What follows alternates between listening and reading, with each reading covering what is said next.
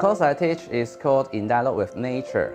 It is one of the foundation courses in the foundation program called the General Education Foundation Program in CUHK.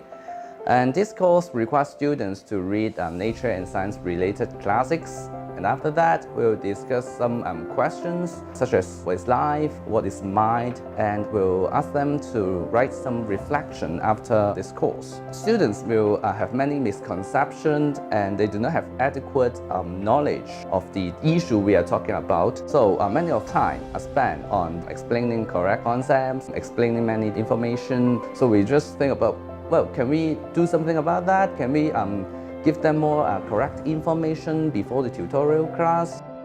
Just before class, we have prepared some very short whiteboard animation, about 5 minutes, and then ask the students to read it at home. Students may recall what they learned from the whiteboard animation. Some of them actually use the concepts in the whiteboard animations to correct students' mistakes. We see many cases that students are actually quote the whiteboard animation as some of their references, because the animations focus on the students' learning need. So the first step is to identify the students' need, for example, their misconception, what abstract concepts they cannot grasp. Then we'll write the script board and then design the whole picture. And this part is very challenging for us because we are not artists. But we can actually write about 1,000 words storyboard and then have some draft of the whole picture in our mind. For students, I think they are more confident in their tutorial performance because some of the students who watched the animation, they already know what is the correct concept, and so that they can more eager, more engaged in the group discussion.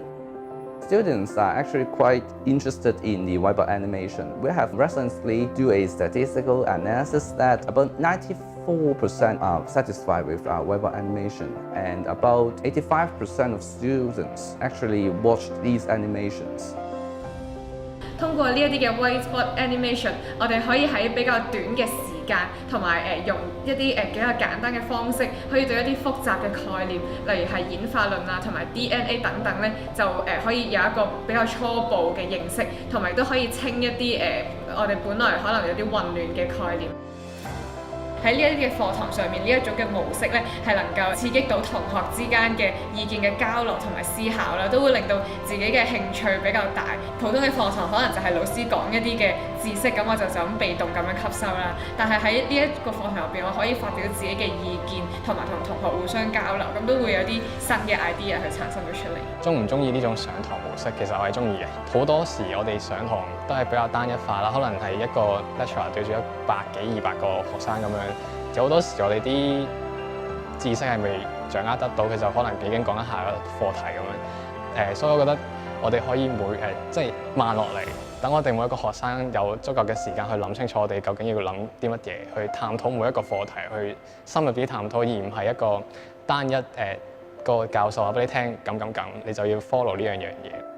I think the most challenging point for the flipped classroom is to engage students to read, to study all the flipped classroom materials. I think we have solved this problem indeed because we are designing very short whiteboard animations. It's like about 4 to 5 minutes. And these animations are very interesting, engaging, so students can actually watch these animations, say during taking the shuttle bus. The material should be very focused on the students' learning needs, and they should be student-centered. Otherwise, the student will think that this material is not quite related to them, and they will simply forget it. So I think that students are quite attracted to these animations.